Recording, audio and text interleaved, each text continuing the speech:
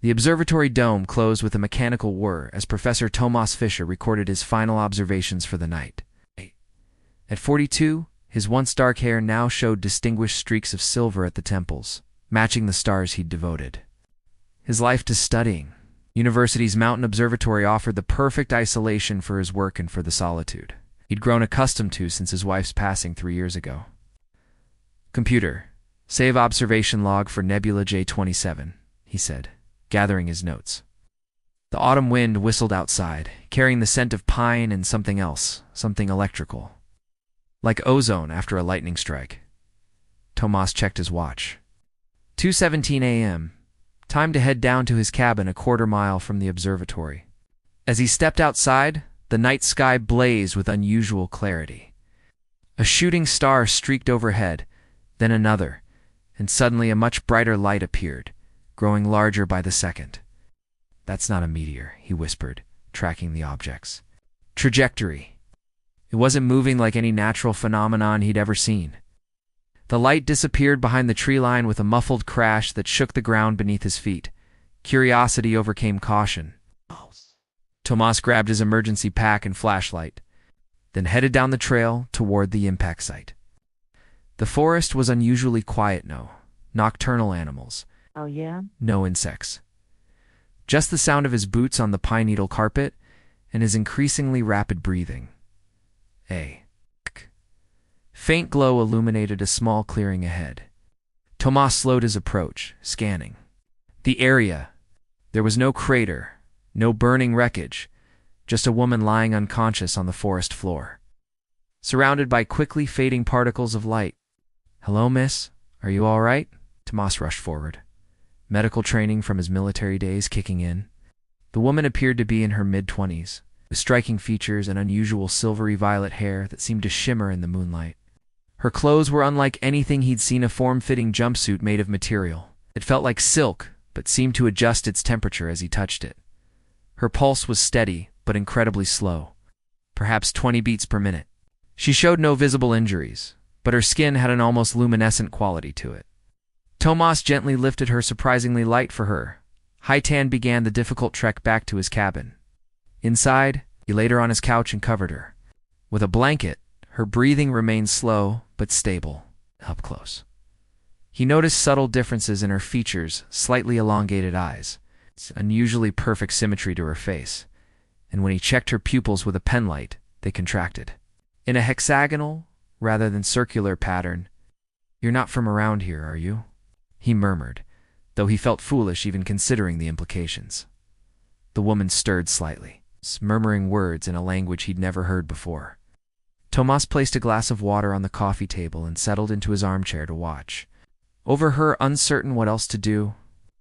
Taking her to a hospital seemed logical, but something held him back, feeling that doing so might put her in danger.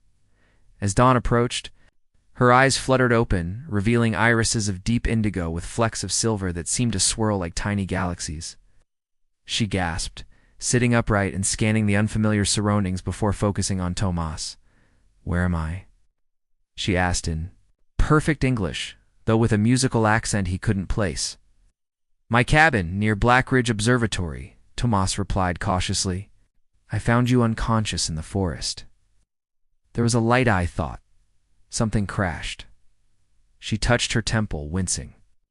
"I didn't expect the landing to be so rough. This planet's gravity is stronger than I calculated." Moss felt his pulse quicken. "This planet? You mean Earth?" A look of resignation crossed her face. "You know I'm not human then," I suspected, he admitted. "Your pupils, your pulse rate, they're not typical. Who are you?"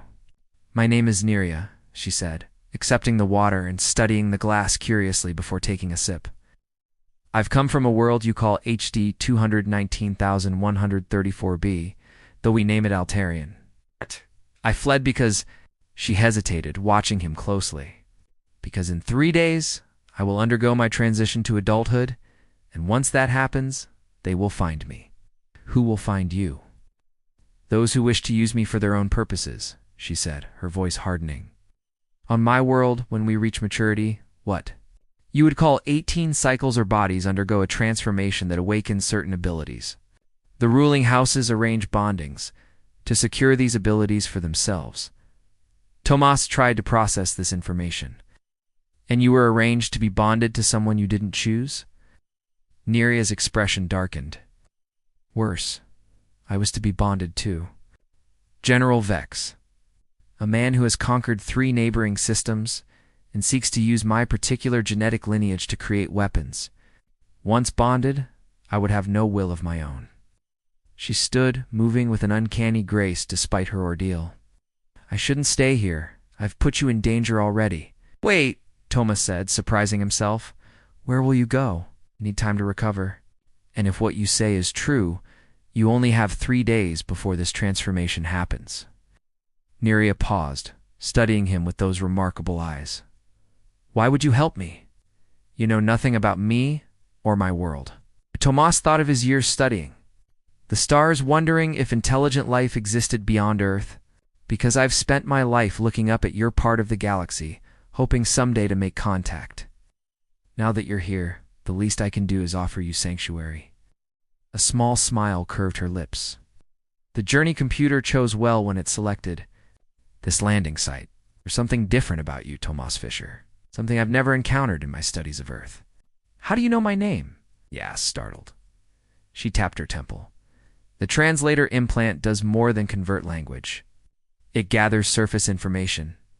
Nothing private, just what I need to understand my surroundings. Outside, the sun was rising over the mountains, casting golden light through the windows. Neria approached the glass, watching the dawn with wonder. 3 days, she whispered. 3 days before everything changes. Will you help me prepare, Tomas? Because when my transformation completes, I cannot predict what will happen to me or to you if you remain near me. Tomas knew he should be terrified, should be calling authorities or colleagues. Instead, he felt a strange certainty that helping this woman was exactly what his life had been leading toward. I'll help you, he promised. Whatever comes. The mountain cabin became a sanctuary as Neria regained her strength. Tomas observed her with scientific curiosity and growing fascination. She moved with fluid grace, as though Earth's gravity barely affected her, and she thought he wasn't. Looking objects occasionally floated around her a pen. Teacup leaves from outside only to drop when she noticed his attention. Retransformation abilities, she explained over breakfast on the second day. An Altarian children's show. Minor talents that strengthen during maturity. Mine has always been connection to elemental forces. Tomas poured more coffee. Tell me about your world. Neria's eyes grew distant. Altarian orbits a red dwarf star. Our cities float on massive platforms above the acidic seas. We evolved too. Harness the electromagnetic currents that flow through our atmosphere. Her fingers traced patterns on the table. We were peaceful once, before the military consortium seized power. And this General Vex, he wants to bond with you for your abilities. My genetic line produces the strongest navigators, she said bitterly. With my abilities bonded to his will, he could pilot warships through dimensional barriers, reaching worlds previously inaccessible. She looked up at Tomas, including Earth. The implications sent a chill through him.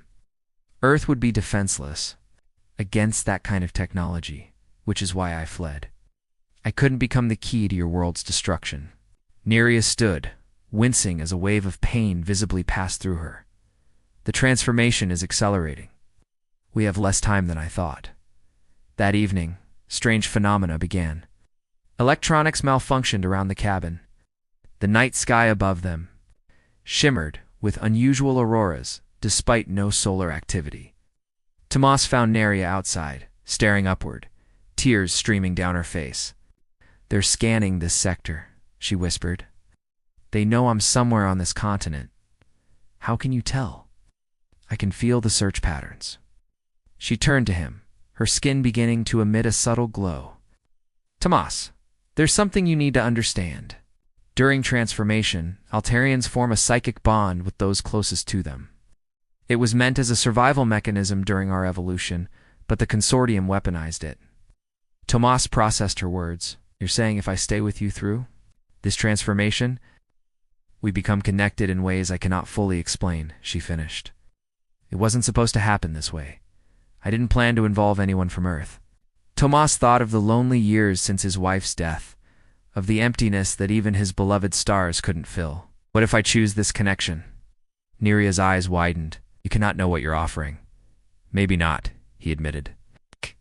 I know what it means to be alone, to run from pain. Whatever happens, you don't have to face it alone.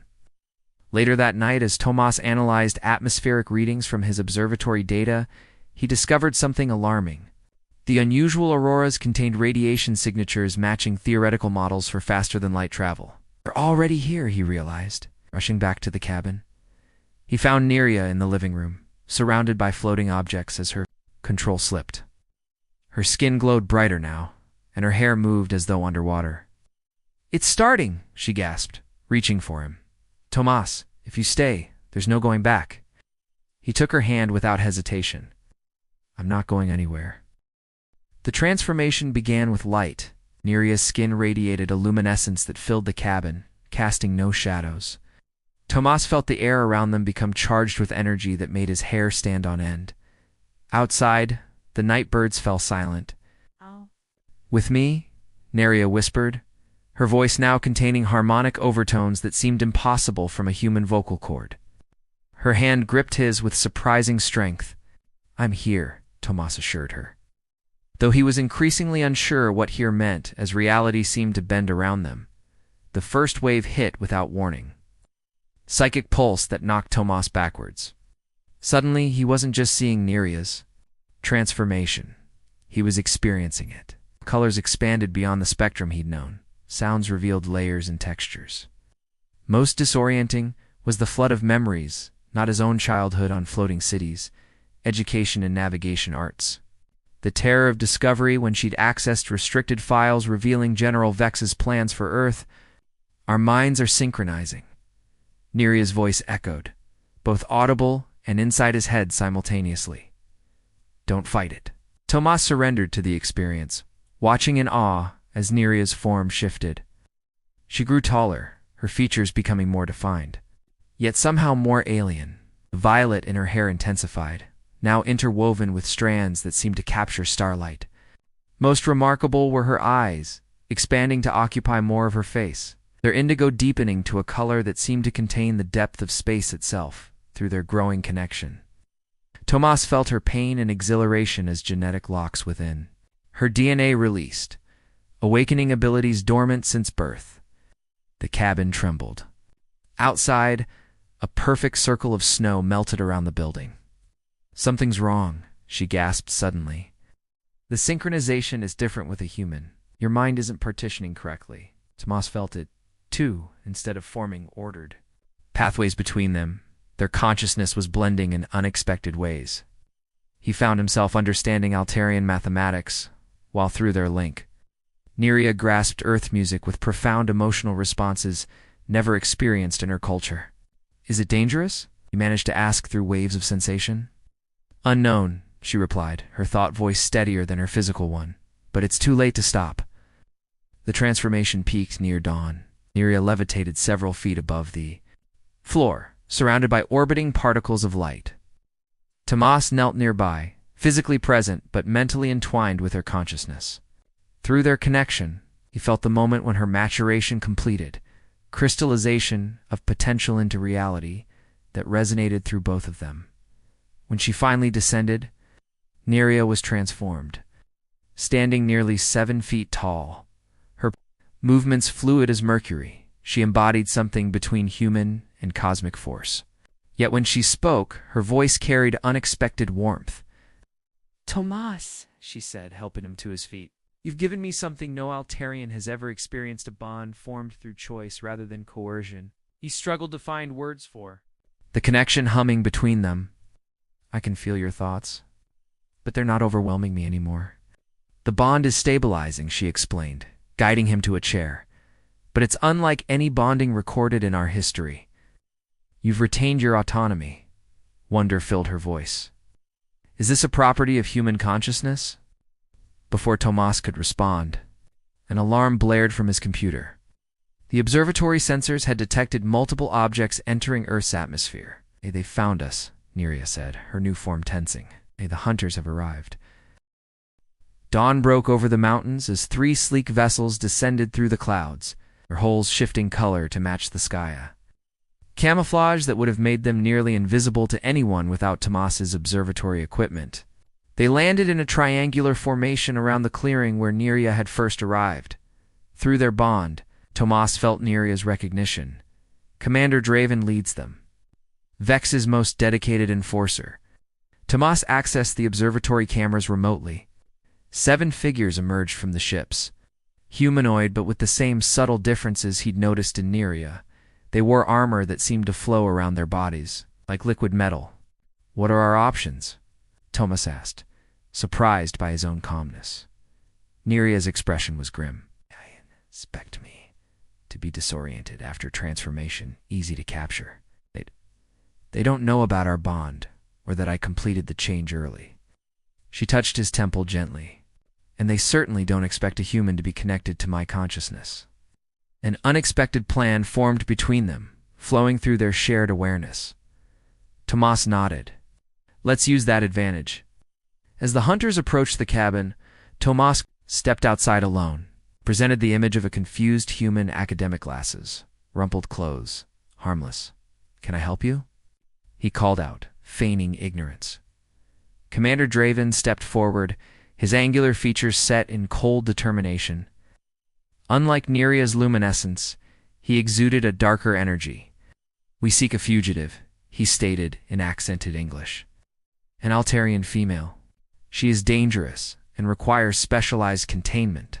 Through the bond, Tomas maintained awareness of Neria circling behind the hunters, utilizing her new abilities to move without detection. "I'm afraid I don't understand," Tomas replied, buying time. "I'm just an astronomer." Draven's patience visibly thinned. "Your deception is futile. Our sensors detect recent quantum fluctuations consistent with an Altarian transformation." He gestured, and 2 hunters moved toward the cabin. The moment they reached the door, Neria struck. With her enhanced abilities, she disabled the hunters' weapons with a gesture that severed their molecular cohesion simultaneously through their bond. She channeled energy through Tomas that manifested as a shockwave, knocking the remaining hunters off balance. "It's impossible," Draven hissed, witnessing a human displaying Altarian abilities. "What have you done, Neria?" She emerged into view, her transformed presence commanding attention. "Something you could never understand, Draven. I've formed a true bond, one based on mutual choice." The commander's expression shifted from shock to calculation. "General Vex will be most interested in this development." "This changes everything." "Changes nothing," Neria countered. "You will return to Vex with a message. Earth is under my protection now." Draven laughed, a harsh sound like breaking crystal. "You? A single rogue Altarian? Against the consortium? Fleet?" "Not alone," Tomas interjected, stepping forward. Through their bond, Neria fed him information about Altarian protocol and hierarchy. "By the ancient accords of Altarian, I invoke the right of demonstration." The hunters froze, clearly unprepared for a human to know their sacred laws. "The human speaks of matters beyond his understanding," Draven said, though uncertainty had crept into his voice. "Does he?" Neria challenged. "The right of demonstration cannot be denied, even to off-worlders. It is written in the Foundation codes." Tomas continued, "I demonstrate that humans possess qualities worthy of diplomatic recognition, not conquest. We offer a challenge of minds rather than weapons." The standoff stretched for long moments before Draven reluctantly nodded. "You have until Moonrise to prepare your ... demonstration. Then we shall see if humans possess anything worth General Vex's reconsideration." As the hunters withdrew to their vessels, Neria turned to Tomas. "The right of demonstration is rarely invoked and never by known Altarians. It requires proving that a species has unique qualities beneficial to Altarian society." "We'd better get to work," Tomas replied, already formulating ideas through their shared consciousness. "By Moonrise, we need to convince them that humanity deserves to exist." The observatory dome gleamed silver in the moonlight, as Tomas made final adjustments to the equipment inside. Through their bond, he felt Neria's nervous energy as she prepared the demonstration materials. "They're coming," she warned, sensing. The hunters approached before they became visible. Tomas straightened his back. Then it's time to show them what makes humanity worth knowing, not conquering. Commander Draven arrived with 4 hunters, their expressions betraying nothing but cold assessment. Your demonstration time has arrived, human. Impress us if you can. Tomas gestured toward the observatory entrance. Hey, please enter. What I have to show you requires both your technology and ours. Inside the dome, Tomas had arranged a curious array of equipment, his astronomical instruments integrated with components Neria had fashioned from materials in his workshop. At the center stood a holographic projector of Altarian design, salvaged from Neria's landing craft. The consortium believes Altarian's superior because of your psychic abilities and technological advancement, Tomas began. But there's something humans possess that your society has engineered out of itself over generations. Something General Vex fails to understand would be destroyed if Earth falls. Draven crossed his arms. And what might that be? Creative. Contradiction, Tomas replied, activating the central display. The dome filled with light as humanity's greatest achievements appeared in rapid succession, art from cave paintings to modern masterpieces, music from tribal drums to symphonies, architectural wonders and scientific breakthroughs. Primitive creations Draven dismissed, though some of the other hunters seemed more interested. Look deeper, Neria urged. See what powers them? Tomas tapped commands into his console, and the display shifted to show parallel discoveries. Throughout human history, different cultures reaching similar conclusions through wildly different approaches. Humans thrive on diversity of thought, Tomas explained. Where Altarian society enforces consensus, Earth cultures deliberately preserve disagreement. Our greatest advances come not from unified purpose, but from the friction between opposing ideas. Through their bond, Neria amplified the presentation, adding psychic depth that allowed the Altarians to experience the emotional context behind human innovation. One of the younger hunters gasped. I feel their creation process, it's chaotic. Inefficient, but beautiful. Another finished, clearly affected. Draven remained stoic. Beauty does not concern General Vex. Power does. Tomas nodded, which brings me to my final demonstration. He triggered the observatory telescope, linked now to Neria's navigation abilities. Show them, he said to her. Through their unique bond, Neria channeled her talents into the Earth. Technology, creating a view impossible for either species alone, or real-time visualization of dimensional currents, flowing through nearby space. Impossible, Draven whispered, professional detachment cracking. Even our most advanced navigators cannot map dimensional currents with this precision, because they're bonded through coercion, Neria explained. Their abilities are constrained by the very control exercised over them. My willing bond with Tomas has enhanced my capabilities beyond what Altarian science predicted. Tomas continued, General Vex believes conquering Earth will give him dimensional navigation advantages. This demonstrates the opposite only by approaching humans as partners, not subjects, can Altarians access the full spectrum of possibilities. A tense silence filled the observatory. The hunters exchanged glances, their rigid discipline showing cracks. You offer an alternative? Draven finally asked. Alliance instead of subjugation, Tomas confirmed. Voluntary exchange of knowledge instead of forced bonding. Imagine navigation systems designed with human creative approaches in Altarian. Psychic abilities working in harmony. The youngest hunter stepped forward. Commander, the demonstration satisfies the ancient criteria. Their difference is indeed their strength. Draven's internal conflict played across his features before he composed himself. I will convey your demonstration to the Council. Until their decision, this planet remains ... under observation. After the hunters departed, Tomas and Neria stood watching their ships ascend into the night sky. Will it be enough? Tomas asked. Neria's transformed eyes reflected the starlight.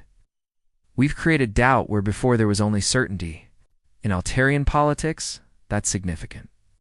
She turned to face him, their bond humming with shared emotion. But regardless of their decision, everything has changed. Through our connection, we've created something neither of our worlds has seen before. Tomas reached for her hand, still marveling at how natural their impossible bond had become. What happens now? Now, Neria said with a smile that contained both alien wisdom and very human warmth, we build a bridge between stars. Above them, the night sky seemed alive with possibility, no longer just distant points of light, but doorways to worlds, waiting to connect. Through their unique bond, both human and Altarian sensed the first notes of a cosmic song only they could hear the beginning, of a harmony between worlds that neither could have created alone.